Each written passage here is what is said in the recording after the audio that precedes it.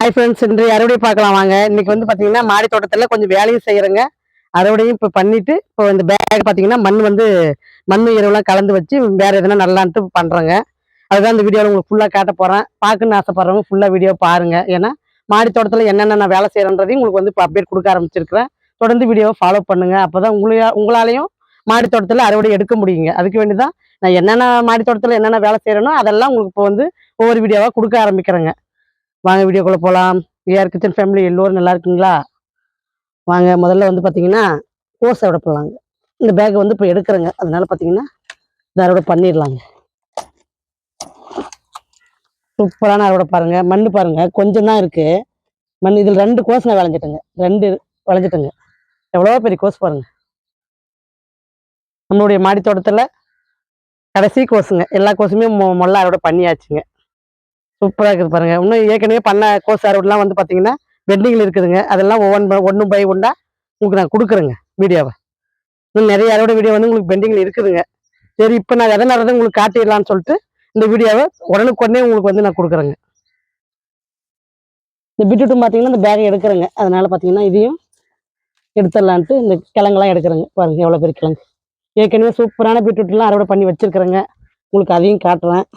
இப்போதைக்கு இந்த பேக்கை எடுக்கணும்னு சொல்லிட்டு இதை அறுவடை பண்ணுறாங்க. பாருங்க எவ்வளோ பெருசு இருக்குது பாருங்க. நல்ல பெரிய கிழங்கு.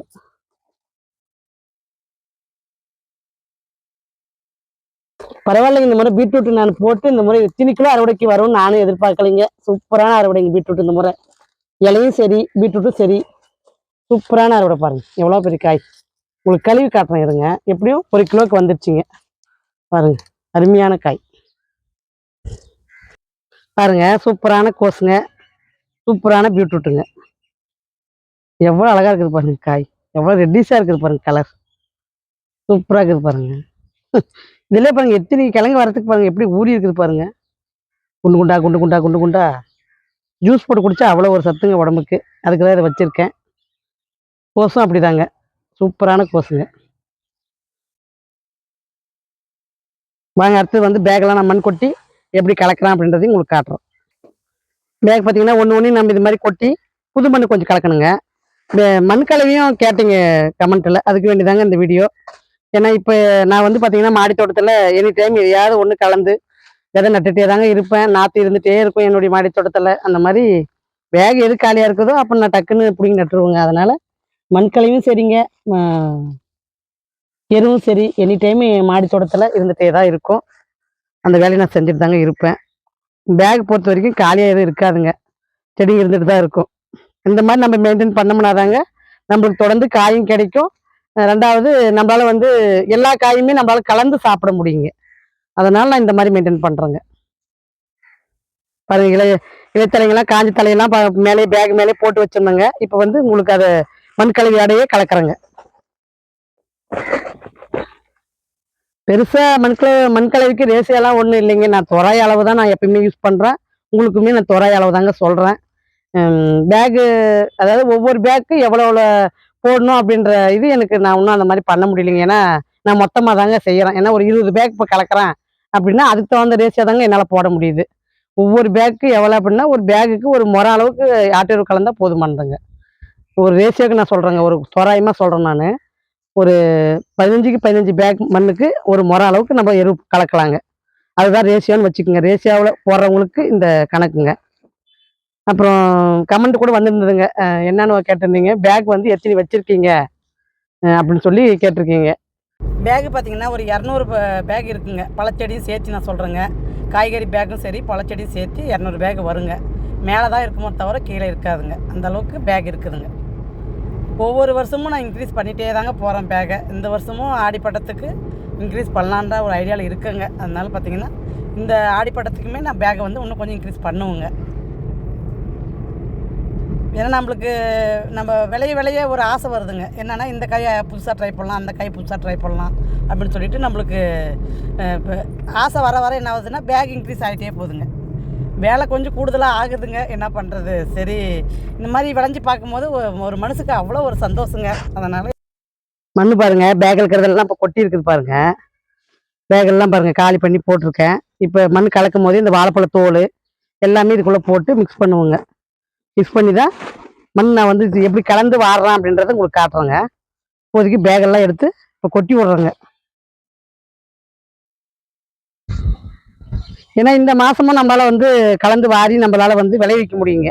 அதனால தான் நான் வந்து இந்த வேலையை செய்கிறேங்க. மார்ச் வரைக்கும் நம்ம பண்ணலாங்க. அதுக்கு மேலே தாங்க நம்மளால பண்ண முடியாது. பாருங்க மண்புழு எப்படி இருக்கு பாருங்க. மண்ணினுடைய பூவாட்டம் எப்படி இருக்குது பாருங்க. அந்த மாதிரி இருக்கணுங்க. கல் மாதிரி இருக்கக்கூடாதுங்க. நம்ம எருவு கலந்தாதாங்க இந்த மாதிரி மண் சாப்பிட்டா இருக்கும். பாருங்க இதுக்கு மேலே வந்து பார்த்தீங்கன்னா புது மண் கொஞ்சம் போடுறேங்க. நம்ம எப்போ பாட் பண்ணாலுமே கொஞ்சம் புது மண் கலந்து பாட் பண்ணுங்க.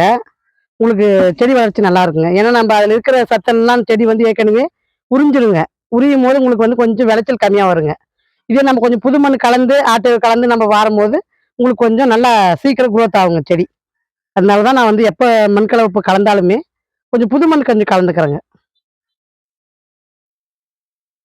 இப்போ வந்து பார்த்தீங்கன்னா ஒரு 20 பேக் இப்போ ரெடி பண்ணியிருக்கிறேங்க. மண் கொட்டியிருக்கேன். இப்போ 20 பேக்கு வந்து நான் என்னென்ன விதை நடுறேன் அப்படின்றதையும் உங்களுக்கு இந்த வீடியோவில் கவர் பண்ண பார்க்குறேங்க. டைம் ஆயிடுச்சுன்னா உங்களுக்கு பார்ட் 2 செவ்வாய்க்கிழமை நான் என்னென்ன விதை நட்டுருக்கேன் அப்படின்றது உங்களுக்கு ஒரு செவ்வாய்க்கிழமை வீடியோவாக வருங்க. பாருங்க. ஏன்னா இது இன்னும் எருவு கலந்து நான் வந்து வாடுறதே உங்களுக்கு வந்து பார்த்தீங்கன்னா டைம் ஆயிட போகுது. பாருங்க எருவு கொட்டுறோம் பாருங்க.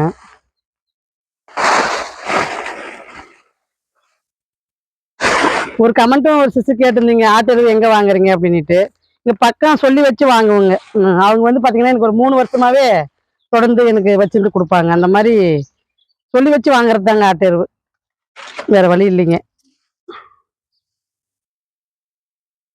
அவங்க இந்த மாதிரி நம்ம ஆடி தோட்டம் வச்சிருக்கேன் அப்படின்னு சொல்றதுல இருந்து அவங்களுக்கும் ஒரு ஆர்வங்க. எவ்வளவு நல்ல வேலை செய்றீங்க, இந்தாங்க நீங்க உங்களுக்கு வேணும் நான் எடுத்து வச்சிருந்து உங்களுக்கு கொடுக்குறேங்கன்னு சொல்லி யாருக்கும் தோட்டக்காரங்களாம் வந்து கேட்பாங்க. ஆனா அவங்க எனக்கு வந்து கொஞ்சம் ஃபேவரா கொஞ்சம் பண்ணி கொடுப்பாங்க. இந்த மாதிரி இதுலயே பாருங்க சாம்பலும் கலந்துருக்குது பாருங்க.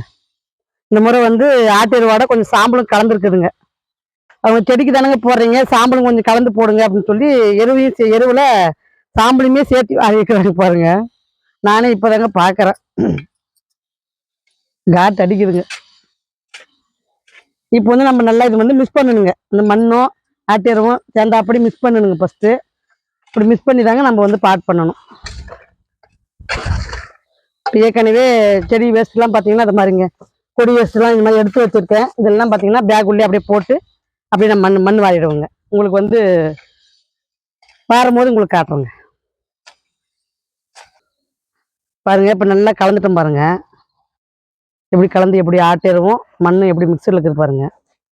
இந்த மாதிரி நம்ம கலக்கும் போது ஆட்டேருனுடைய ஹீட்டு தாக்காதுங்க. ஏன்னா நம்ம வந்து மண் அதிகங்க, ஆட்டேரு கம்மிங்க. இந்த மாதிரி கலந்தோம்னா மொத்தத்தில் தாங்க ஆட்டேரு கலக்கணும். நம்ம பேக் கணக்கு வச்சு பேகுக்கு நம்ம போட்டு கலக்கும் போது கொஞ்சம் இந்த வெயிலுக்கு கொஞ்சம் ஹீட்டு தாக்கிறதுக்கு வாய்ப்பு இருக்குதுங்க. அதனால பார்த்தீங்கன்னா இப்போக்கே அந்த ரிஸ்க் எடுக்க வேண்டாம். மொத்தமாக மண்ணில் கலந்து போடுங்க.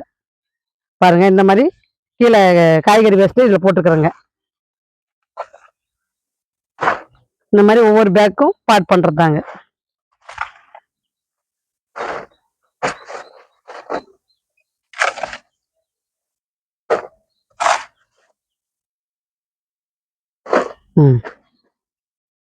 பாருங்க இதெல்லாம் பார்த்தீங்கன்னா அடுத்த இளம்பேட்ச் பீட்ரூட்டுங்க. 3 பேக்கு சூப்பராக வளர்ந்துட்டு வருதுங்க. இப்போ அடுத்த பேட்சும் பார்த்தீங்கன்னா பிடுங்கி நாற்று நடுறதுக்கு தாங்க இப்போ பேக் ரெடி பண்ணுறேன். ஏன்னா நாற்று நல்லா வளர்ந்துக்குச்சுங்க. அதனால பார்த்தீங்கன்னா இதை தாங்க பிடுங்கி இப்போ நட போகிறேன். பாருங்க எப்படி வளர்ந்துருச்சு பாருங்க.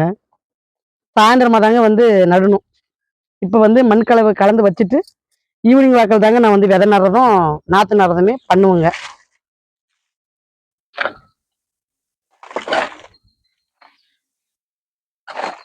இந்த மாதிரி முள்ளங்கி நல்லான்ட்டு இருக்கிறேங்க. முள்ளங்கி ரெட் முள்ளங்கி மறுபடியும் நட்டு வைக்கலான்னு பார்க்குறேங்க. ஏன்னா நம்ம நல்ல முள்ளங்கி கொடுத்ததுங்க இந்த முறை. பரவாயில்லைங்க.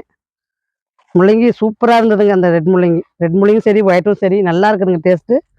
தோசைக்கு என்ன பண்ணுறது, அதை திருவி போட்டு ஆனியன் தோசை மாதிரி முள்ளங்கி தோசை சூப்பராக இருக்குதுங்க. அந்த மாதிரி ட்ரை பண்ணி பாருங்கள் நீங்களும். நல்லா இருக்குது. முள்ளங்கி சாப்பிடாதவங்களும் சாப்பிட்லாங்க, சாப்பிட வச்சிடலாங்க அந்த மாதிரி செய்யும் போது. நம்ம சமையலில் நம்ம குழந்தைங்களை எப்படிலாம் சாப்பிட வைக்கலான்னு தாங்க நான் ஐடியா பண்ணுறது. என் சின்ன பையனும் அப்படிதாங்க கொஞ்சம் முள்ளங்கி சாப்பிட்னா கஷ்டப்படுவாருங்க. அதனால பார்த்தீங்கன்னா இந்த மாதிரி நம்ம செஞ்சு கொடுக்கும்போது சாப்பிட்டுருவாருங்க.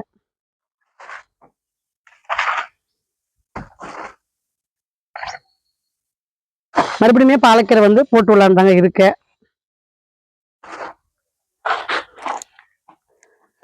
இந்த பழத்தோல்லாம் பார்த்தீங்கன்னா இந்த மண்ணிலே பார்த்தீங்கன்னா மிக்சர் ஆகட்டும்னு போட்டு விடுறோங்க.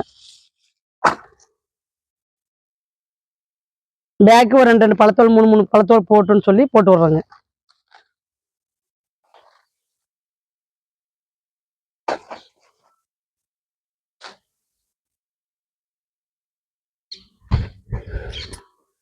கேட்ட உறவுங்களுக்கு டவுட் கிளியர் ஆயிருக்கும்னு நினைக்கிறேன்.